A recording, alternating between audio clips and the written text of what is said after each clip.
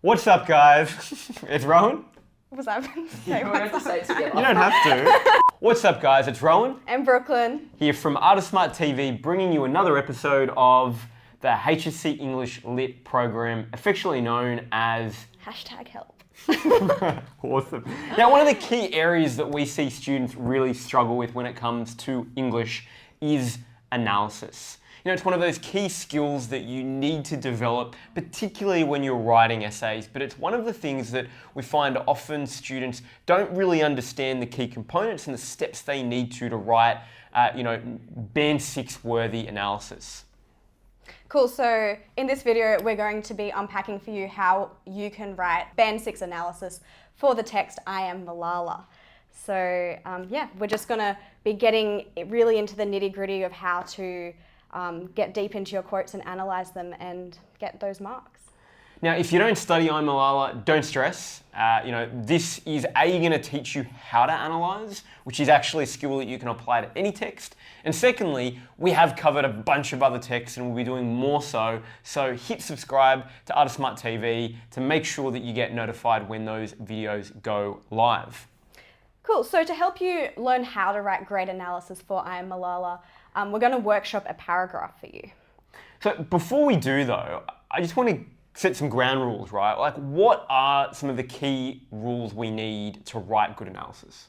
Yeah, cool. So the number one most important rule of analysis is we need to actually link our technique to our overall idea that we're talking about, or our claim, or our topic sentence, whatever that key idea is. Now, the big mistake that people often make when they're writing analysis is they'll, name drop their technique. They'll be like, here's a metaphor. They'll say their quote. They'll be like, this metaphor, and then just go straight to their idea without actually unpacking what that metaphor is doing in order to get to that idea. So there's this in-between step between stating the technique and stating your idea, where you're unpacking the technique, and that's what often students miss, and that's what we're going to really encourage you in this video. So it's essentially the bridge, right? If we really just try to make this incredibly clear, right? We've got the technique, we've got the idea, and we need to make sure that there is a bridge between the two of them. We can't just have both of them there. And that's a really great way that you can reflect upon when you're looking at your own writing to make sure, do you have those three components?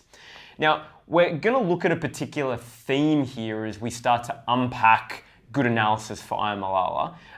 What is the theme, but also more importantly, why are we starting with the theme? Like, why is that the beginning of analysis, and how we do good analysis? Yeah, so I think that it's really important when you're writing any analysis to actually start with a claim, because as I said earlier, like, what your analysis is trying to do is it's linking a technique to an idea. So if you don't have that idea already in place, where is your analysis going to go? It's not going to go anywhere. So, and the other thing that's really important is that claim actually needs to be an interesting claim, right? It needs to be saying something somewhat profound or something that's actually worth saying. Like, if it's something that's so surface level obvious in the text, it's really just not worth saying at all. So first step for any good analysis is cutting. Yeah. So I just want to quickly touch upon that. And I think that's a really important idea when we think about, because ultimately what we're trying to help you do here is learn how to do your analysis to construct a really great paragraph for an essay.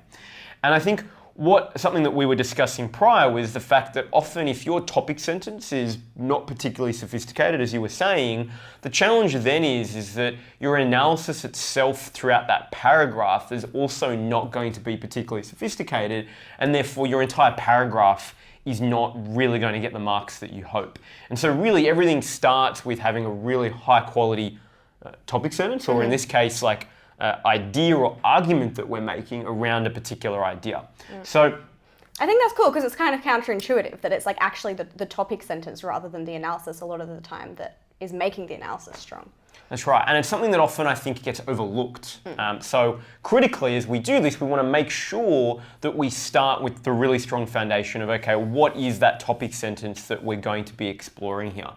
So what is it that we're going to be looking at? Cool, yeah, so the profound idea that we're looking at today is I Am Malala critiques and exposes corrupt power structures, elucidating the ways in which the Taliban seize power by stripping Malala's community of its human qualities.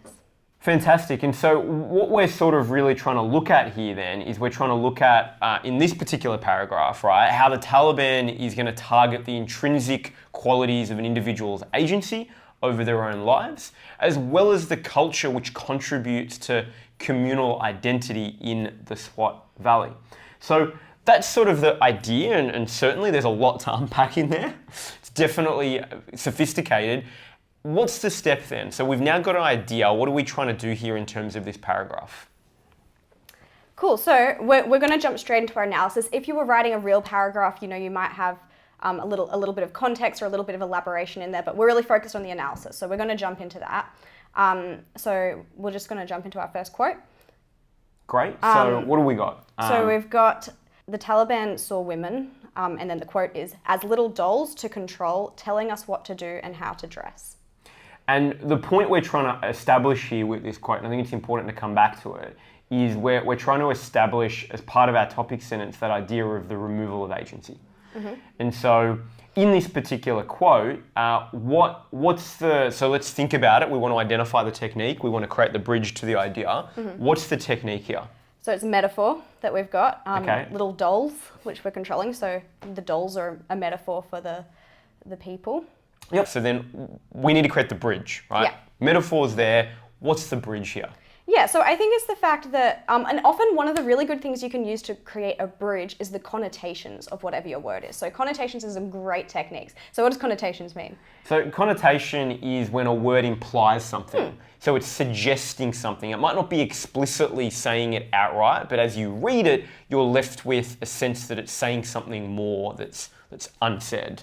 So the connotation here is that with a little doll, right, if we think about, maybe playing with dolls at some point in our own lives, we get to direct and move their hands and feet and control every aspect, whether or not it's their clothes, their look, their dress, their behavior. And so by using here the metaphor of a doll, it's really connotating that entire lack of agency that one might have over their entire body, because they can only be moved by another agent. So we can see that we've sort of built a bit of the bridge now, which is great. And now we want to link it to that key idea that we were talking about. So I think what we want to say there is that at the core of the Taliban strategy of control, we have this idea of a removal of agency from individuals. So and I guess this is demonstrated primarily through the repression of female, self-expression, and all the list of rules and threats that are given to women throughout the novel. And so what we can see then, right, is just as a quick recap, we took the idea, removal of agency, that's supporting our overall topic sentence. We've had the quote, we've had our technique, we've created the bridge, and then we've actually linked it very clearly to that idea of okay, how does this show that removal of agency, which is fantastic. So what's the next thing? So generally speaking, we're going to have in any paragraph, three pieces of evidence to support? Is that your recommendation? Yeah, well, so that's like the basic level, like the bare minimum level. If you are trying to get into the, 90, 95, 9900 range, you definitely do want to be aiming more for 4 or 5 pieces of evidence per paragraph. So we've got 3. Great. So for today, we're running 3 just for the point of really showing this. So what's the second But our third one? example has 2 A couple quotes, in it. so, Yeah, that's right. So, yeah. So what's the second point we're trying to make here? Cool. So the second quote is that Malala challenges this stifling of agency throughout the novel. And so the quote we've got here is, I thought if God wanted us to be like that, he wouldn't have made us all different. So what's the technique, and then what's the bridge we need to create to the idea? Cool, and I think it's probably worth giving a bit of context to what's going on in that quote, because like what? If God wanted us to all be like what? So it's just talking about those like strict rules which the Taliban have put in to like everyone sort of being exactly the same, as opposed to people being unique and having their own self-expression. So here we've got a religious allusion. So we've got talking about God. You could probably even get away with calling that a religious reference because it's direct. And then also logic, which is a bit of an interesting technique. You wouldn't necessarily think of it as a technique. Could we just pause and drill down a little bit, just for students, the difference between an allusion and a reference, right? Because I think, there is something in that. What's the difference between saying something is alluding to something and something is referencing? I think it's just how direct it is, right? So an allusion is when we're sort of reminded of something through the words or or the images that the composers used, whereas a reference is they're directly talking about that thing. So as a quick example here, right, just to make this really clear, a reference may be a direct quote for, let's say, from a biblical text or a religious text, where it's used a couple of words from that text, where the allusion might be that it is referencing something that sounds inspired or similar to, right? I used referencing. It's linking to something, and so it's not quite, as you said, as specific, but it's still giving you the sense that it's really trying to draw from the ideas from that original. Great. Although important point here is this is probably more likely to be referencing the Quran than the Bible. Of course, that's right. Yes. Yeah. That's true. Great, and so then what is she trying to do here? So we've got religious allusion and logic. Now I just want to also sort of pause for a moment. Like, logic, is that a technique? Yeah, well, so it's a bit of a weird one, right? But what is a technique? A technique is something that it's a choice that a composer has made in order to create meaning. So in this quote, we have the choice of, this really sort of, if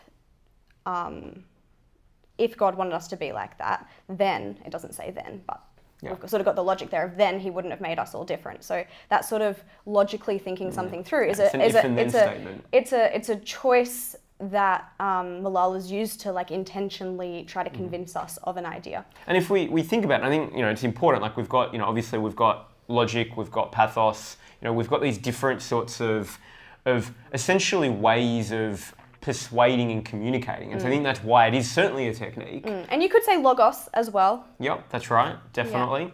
Yeah. If you wanted to, exactly, go a little bit more. If you wanted to sound a bit more like an actual technique. Yeah. Exactly. Fantastic. So we've got the bridge, okay. Now, what's the idea that we're trying to connect it to?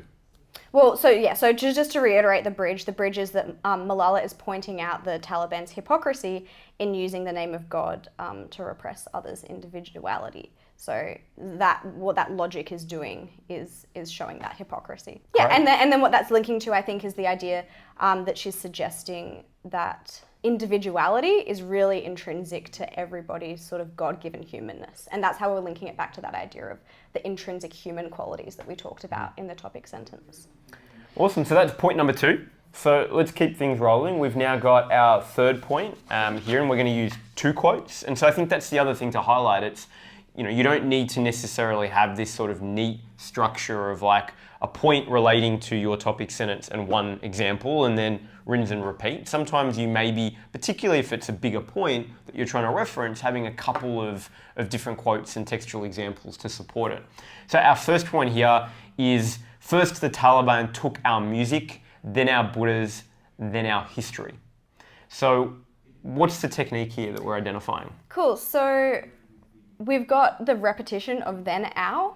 And repetition is one of those techniques, it's not always the best technique to use because often it doesn't really do that much. So often it's just used for emphasis. But here, we're actually going to sort of go a bit deeper into that use of repetition, so you can use repetition as a technique if you're actually able to say something I think that's the important thing, isn't it, right? Like, I think for any technique... It's just like alliteration, right? Most of the time, alliteration is going to be a pretty useless technique. But if you can say, the repeated B and the plosive sound that comes out of it represents, the explosive nature of... And so I think the point is, often when we evaluate the techniques that we're using, I think certainly it can be easy to look at, there's less sophisticated and more sophisticated techniques, and we want to try to lean towards the more sophisticated techniques. But actually, the thing that's most important, honestly, is not on the face of it, the level of sophistication of the technique, but actually more so the bridge that you make with it to the idea. Right? Because ultimately, if you've got a technique that's inherently very simple, but it's very, very powerful in the effect it's trying to create, that's actually what matters. And I think that's a good example here, right? Repetition on the face of it, relatively simple as a technique, but actually what it's doing here, and the bridge that we're about to unpack, is quite powerful. So what is the bridge here? Cool, so we're looking at how the repetition of the words then our demonstrate the systematic way in which all culture in the Swat Valley is eradicated. So I think what's significant there is that the words then our, like by repeating like then our, then our, then our, it's this like real sort of sense of Yeah, like a It's systematic, cumulative. And I think that's the important thing about it, right? Like it's the use of the repetition here creates this cumulative sense of all culture, right, being eradicated, which I think becomes quite powerful.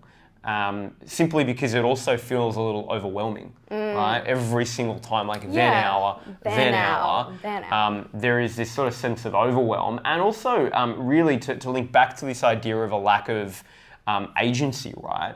A real sense of disempowerment, right? That's starting to really flow through here. Like they took. So there's also, not to say that you would be unpacking word choice as a technique here, but the language of took, I think, also leads to that combination with the repetition, this sense of, just really a lack of agency, which is the broader point that we're trying to highlight here. I think you're also totally welcome in a quote to point out, two different things that are happening. So you can talk about the repetition of there now, and also talk about word choice or the connotations of the word took together, and that's going to make it a stronger argument. That's right. Awesome. And then we've got a second quote. And the second quote, there's sort of two that we're sort of pulling together here, which is burning TVs and computers, and then coupled with the dancers fleeing. So So this is what the Taliban is doing, just to give context to the quote. Well, the Taliban are not the dancers fleeing. The Taliban are burning the TVs and computers. And causing the dancers to flee, right? Which is then linked to this idea of how they're sort of taking culture. Yeah, and you can see that's why it links to the previous quote as well, because they're both about culture being taken away. And I think what you're trying to show here is the evidence of the Taliban doing so, which is important as well, because sometimes you do need to show rather than tell in the examples that you use. So there's a couple of points we want to highlight here, which... So I was going to say that we've used, so we've said dancers fleeing. Now that's not the exact quote from the book. But what we've done is we've used like a little square bracket for the ing on fleeing. So I imagine that the book, I can't remember when I wrote this exactly what the book said, but I imagine it was dancers flee. And then I added fleeing so that I could put it into a sentence more elegantly. So that's just something that I wanted to point out that you're able to do. And so just note, you'll be able to access, the link below, an article that'll have this written up in more detail, and you can download the paragraph there so you can see this. So you can sort of, because I get that we're sort of speaking about it, although we'll likely have something come up on the screen as well. So I think the point of this is, I think just to extrapolate a little bit on the fact that often it can be really clunky, and I often see students really clunkily integrate quotes into sentences, and then often as well have like a set pattern that gets used repetitively throughout an essay in how a quote gets introduced, and then as a result the essay itself just really lacks sophistication. And so I think what you've done and what we're trying to highlight is, yes, as long as you show the marker how you have sort of modified a said quote just to make it flow, that's okay, right? Like you don't have to all the time have it like absolutely word for word, and then it doesn't fit and it's awkward and and when you're writing a sentence, you want to make, or when you're putting a quote into a sentence, you always want to make sure that the quote flows in as if almost like there's no quotation marks if you were to say it out loud. It's a bit more awkward to have like so and so says, comma, and then the quote. It's not like, you can do it time to time. Yeah, but I was going to say occasionally, you can get away with it. But if that's your default... And if you keep doing the so-and-so says, like 3 times a paragraph, it gets really repetitive. Even if you're trying to like substitute, you go to like the thesaurus, you try to get a couple of different versions. So-and-so states, yeah, exactly. Laments. It still does the same thing. Yeah. So great, we've got that. That's just a little technical note. Now let's build the technique and then let's identify the bridge. So the technique here is... And I always struggle with this word to pronounce it. Visceral imagery. So what on earth does visceral mean? Let's just quickly unpack that. Yeah, cool. So visceral basically means that you can almost like feel it in your body, right? So we've got this idea of like the burning TVs and computers. So we could probably also maybe use tactile for that. But tactile is a bit of a funny one because it's like, it sort of implies that you're touching something with your fingers, which is not really what's happening with this burning. It's more like when I read that quote, burning TVs and computers and almost like feeling the dancers flee, it's something that it's bodily, but it doesn't feel quite tactile and that I'd touch Yeah, definitely. Yeah. And so we've got this imagery of particularly here, and this is the bridge of the Swat Valley under Taliban control. So, we can see really that evidence of it being an entire wasteland of culture. And that's sort of bringing the point home then that we've been really trying to make here around the lack of agency, that then being, really brought home through really the destruction of culture and self-expression. And then we see it here really, visually, did I pronounce that correctly? We see it really clearly. So that's sort of our bridge. What's the big point we're trying to really highlight? Yeah, so I guess it's this idea that it's sort of the hopelessness that all this destruction of culture is creating leads to the conformity and the apathy towards the Taliban. And that's demonstrating our topic sentence, which is that a stripping of intrinsic human qualities allows for an environment in which the Taliban is able to seize control. Mm-hmm. Amazing. So there you have it, guys. What we can see is we've unpacked, hopefully, not just for I Am Malala specifically, but a number of the ways you should think about how you should analyse a text and then, of course, write a paragraph. So a couple of really quick things just to come back on and reiterate. Remember that ultimately the quality of your analysis all starts with your topic sentence. You have a horrible topic sentence, it's basically the lid on the quality of the analysis in that paragraph. So that's the first really important thing. The second really important thing is once you've got your sort of quote, your example from the text, you want to make sure that you create that bridge between the technique you've identified and the idea and the sort of point that you're trying to make about that overall topic sentence that you've introduced. Any final comments from your side, Brooklyn? No, I think that pretty much covers it. Excellent. If you have any questions about I Am Malala or about analysis in general, let us know in the comments below. Otherwise, make sure you apply these rules when you write your analysis and your essays for I Am Malala, or in fact, any essay that you ever write. See you next episode.